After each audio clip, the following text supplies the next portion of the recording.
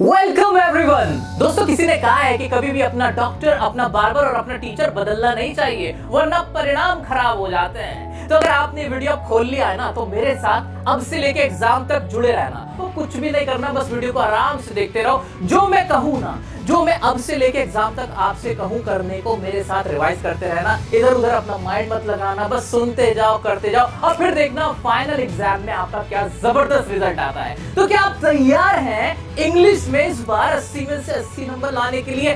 Comment में लिख के मुझे बताओ 80, क्योंकि आपको चाहिए 80 से कम पे हम नहीं मानेंगे। तो आइए शुरू करते हैं। चलिए दोस्तों, शुरू करते हैं हमारा next chapter, 2 stories about flying. अब इसमें ना 2 पार्ट हैं, हिज फर्स्ट फ्लाइट और दूसरा होता है हमारा द ब्लैक एरोप्लेन। तो वो दोनों ही पढ़ेंगे हम। तो भाई पहले देखते हैं हिज फर्स्ट फ्लाइट में क्या है, कौन सी कहानी क्या है इसके अंदर, मोटा मोटा देखते हैं भाई। तो इसमें एक यंग सीगल है, यानी एक पक्षी है। पक्षी की कहानी है, जो छोटा सा पक्षी है, फियर टू फ्लाई, जिसको उड़ने से डर लगता है। उसके पंख तो आ गए पर वो उड़ता नहीं है। डिस्ट्रस्ट है उसको अपने विंग्स पे। इंपॉर्टेंट वर्ड्स क्या है, उसको भरोसा नहीं है, डिस्ट्रस्ट है अपने विंग्स पे। Parents scolded him calling him coward, जो उसके माँ-बाप तो उसको डांटते रहते हैं, उड़ता नहीं है, बिल्कुल नहीं उड़ता है। लेकिन उसको क्या कहते हैं, बिल्कुल कावर्ड है तू, बिल्कुल डरपोक है, कायर है। Left him in isolation hungry, उसको अकेला छोड़ देते हैं, वो बेचारा ऐसे अकेला पड़ा हुआ है, भूखा हो गया, कुछ खाने को दे दो। फिर क्या होता है, gets maiden out of hunger dive, लेकिन वो बिल्कुल खाने से परेशान हो जाता है, भूख के मारे पागल हो जाता है। तो उसके सामने से जब खाना निकल के जाता है तो वो कूदी मार ही देता है, और जब कूदी मारता उसे याद आता है मरता क्या ना करता। अरे जैसे तुम एग्जाम से 2 दिन पहले पढ़ने लगते हो ना, बिना किसी मोटिवेशन के, बिना किसी डर के, फिर तुम्हें डर नहीं लगता, अब तो पढ़ूंगा, वही हाल उसका होता है। वो भी उड़ना शुरू कर देता है। टेक्स हिज फर्स्ट फ्लाइट, ये पूरी कहानी है। आओ इसको डिटेल में बता देता हूं, आ जाओ, बहुत मजेदार कहानी है, आ जाओ। हाँ जी, his first flight is a story based on young seagull who is afraid to fly first time because of distrust on its wings। ये तो कोई याद ही नहीं करना कि क्या है। It is a story of a young seagull who has fear of flying। उसको किसका, फ्लाइंग का या उड़ने से उसको डर लगता है, ये तो पता है, क्योंकि उसको डिस्ट्रस्ट होता है अपने विंग्स पे। All his younger siblings can fly। उसके जितने भी छोटे बहन भाई थे ना, उससे छोटे पंख वाले, वो फ्लाई कर लेते थे fearlessly, बिना किसी डर के, with shorter wings except him, लेकिन वो नहीं कर पाता था उसे छोड़ के। He cannot gather the courage to trust his wings। उसको ना ट्रस्ट नहीं था, डिस्ट्रस्ट था अपने विंग्स पे। इंपॉर्टेंट वर्ड्स है, ट्रस्ट, डिस्ट्रस्ट, है ना, फ्लाई करने के लिए। He becomes sad when he sees his parents teaching and perfecting his younger sibling। उसको ना बुरा लगता था, he feels bad, he feels sad, जब वो देखता था, क्या देखता था कि उसके छोटे बहन भाइयों को उसके माँ बाप सिखा रहे थे, ऐसे उड़ना, नहीं ऐसे उड़ना बेटे, जब उड़ा करो ना तो ऐसे उड़ जाया करो। तो वो जब ये कर रहे होते हैं तो उसको बुरा लगता है कि मेरे को नहीं सिखा पाते मेरे माँ बाप। His parents scold him, taunts him, उसको डांटते हैं, ताने देते हैं, तेरी तो तुझसे कुछ ना होना, किसी बस का नहीं है तेरे छोड़ना, ऐसे उसको डराते रहते हो। कहते हैं call him coward for not even trying, कैसा कायर है, डरपोक है,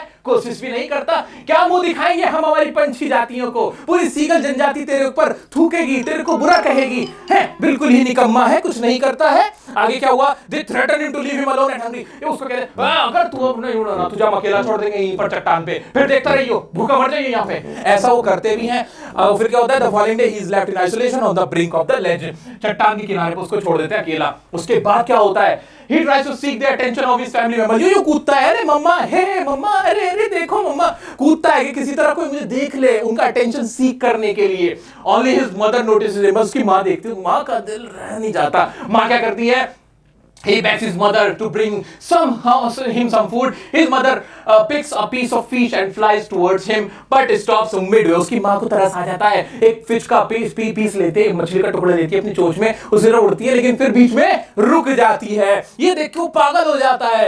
He gets maddened out of hunger and takes the dive। वो झुंझला जाता है, खाने की तरफ टूट पड़ता है, और जैसे ही वो नीचे गिरता है वो उड़ने लगता है। पहले वो घबराता है, लेकिन धीरे धीरे he falls outward and downward into space and he can feel his wings cutting through the air। Finally he takes his first flight। finally वो अपनी फर्स्ट फ्लाइट ले लेता है। All the family members celebrate his victory by cheering and diving around him। This is how the young seagull flies। ठीक है, तो दोस्तों ये पूरी कहानी समझना। इसमें इंपॉर्टेंट वर्ड क्या क्या याद आ रहे हैं, क्या क्या सोचना है मुझे जब मैं फर्स्ट फ्लाइट के बारे में सोचूं, इस फर्स्ट फ्लाइट चैप्टर के बारे में। क्या क्या सीगल याद आ रहा है ना, बिल्कुल याद आ रहा है। फर्स्ट फ्लाइट याद आ रही है, डिस्ट्रेस ऑन विंग याद आ रहा है, बिल्कुल याद आ रहा है। और क्या करता है, वो अपनी फर्स्ट फ्लाइट लेने के लिए डर रहा होता है, उसके पेरेंट्स उसको स्कोल्ड करते हैं, टॉन्ट करते हैं। सोचो बिना देखे सोचो क्या क्या टॉन्ट करते हैं, स्कोल्ड करते हैं, उसको कावर्ड कहते हैं, है ना, उसको सैड फील होता है। जो उसके पेरेंट्स, उसके जो यंगर सिबलिंग्स हैं, उनको क्या कर रहे होते हैं, इंग्लिश में बोलो, यंगर सिबलिंग्स को क्या कर रहे होते हैं, टीचिंग कर रहे होते हैं, उनको परफेक्टिंग कर रहे होते हैं फ्लाई करने के लिए। इतना समझ पा रहे हो? नहीं आंसर बनता, अभी आंसर मत बनाओ, सिर्फ वर्ड्स बनाओ,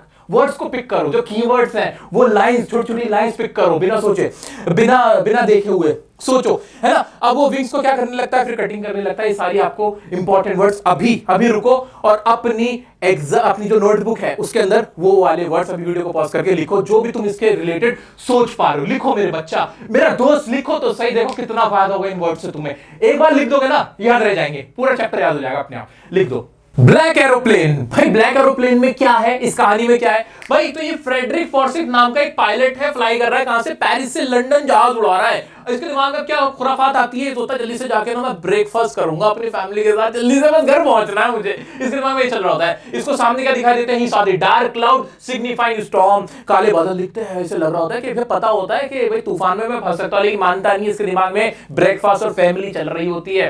ही did not turn back to Paris, लेकिन पेरिस की तरफ नहीं मोड़ता है, बल्कि क्या करता है, हेड्स इनटू द स्टॉर्म, और तूफान में घुस जाता है, काले बादल में घुस जाता है। कंट्रोल जो होता है, लॉस्ट कंट्रोल, भाई अपना प्लेन से कंट्रोल खो देता है, उसके सारे इंस्ट्रूमेंट खराब हो जाते हैं, खत्म हो जाते हैं। फिर क्या होता है, एक एनोनिमस पायलट आता है जिसका कोई नाम नहीं होता, ब्लैक एरोप्लेन होता है, काले कलर का एक एरोप्लेन होता है जो उसकी हेल्प करता है और उसको बाहर निकाल देता है। ये पूरी कहानी है, और डिटेल में देख लेते हैं। चलो जी, डिटेल में जल्दी से पढ़ते हैं इसको। The narrator of the story, Frederick Forsyth, is a pilot who is flying from Paris to London. इतना सबको पता होगा कहां से पेरिस टू लंदन। कौन जा रहा है? फ्रेडरिक फॉर्सिथ, जो कि नरेटर है इस कहानी का। Feeling happy and contented, contented मतलब भी खुश होता है, बहुत खुशी जा रहा होता है। क्यों खुश होता है वो? Over a city that is sleeping, he dreams about the long holiday with his family and taking tasty breakfast. क्योंकि उसको अपनी लॉन्ग हॉलीडे मिलने वाला था अपनी फैमिली के साथ, क्योंकि इनके काम का प्रेशर बहुत है भाई पायलट लोगों पे, ठीक है। तो क्या करता है भाई, टेस्टी ब्रेकफास्ट मिलेगा लैंडिंग के बाद। वो ये सोचे ख्यालों में खोया हुआ होता है और ऐसे ऐसे उड़ा रहा होता है जहाज को, देख रहा होता है क्या लाइफ है मेरी। फिर क्या होता है, soon as he crosses Paris, he gets a look of the dark clouds. जैसे वो पेरिस को क्रॉस करता है वैसे उसको सामने ना डार्क क्लाउड्स नजर आते हैं। अब वो ये देखने के बाद सोचता है, signifying the upcoming storm, for the sake of safety he should turn back to Paris.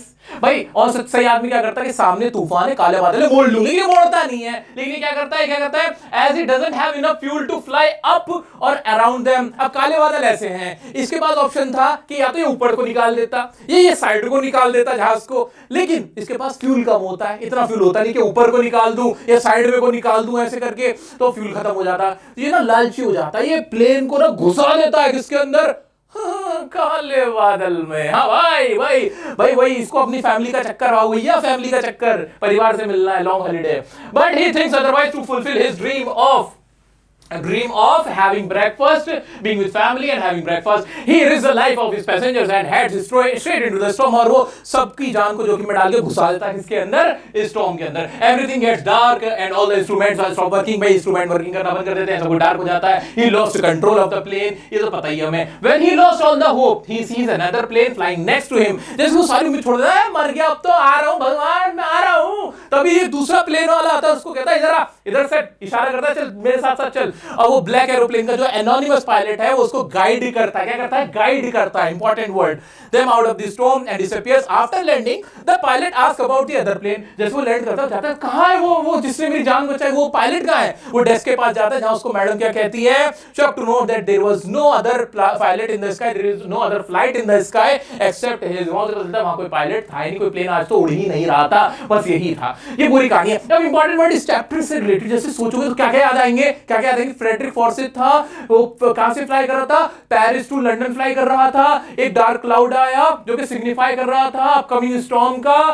उसके पास ऑप्शन था, he could turn back his plane, है ना, बट वो रिफ्यूज कर देता है। वो heads into the storm, heads किस कहां घुस जाता है, हेड मतलब आगे तरफ बढ़ जाना, ब्लैक क्लाउड के अंदर वो घुस जाता है, स्टॉर्म में घुस जाता है, और उसके जो इंस्ट्रूमेंट्स है स्टॉप्ड वर्किंग। इंस्ट्रूमेंट्स क्या कर देते हैं, लॉस्ट कर देता है अपना कंट्रोल। उसके बाद when he lost all the hopes सारी वो खो देता है।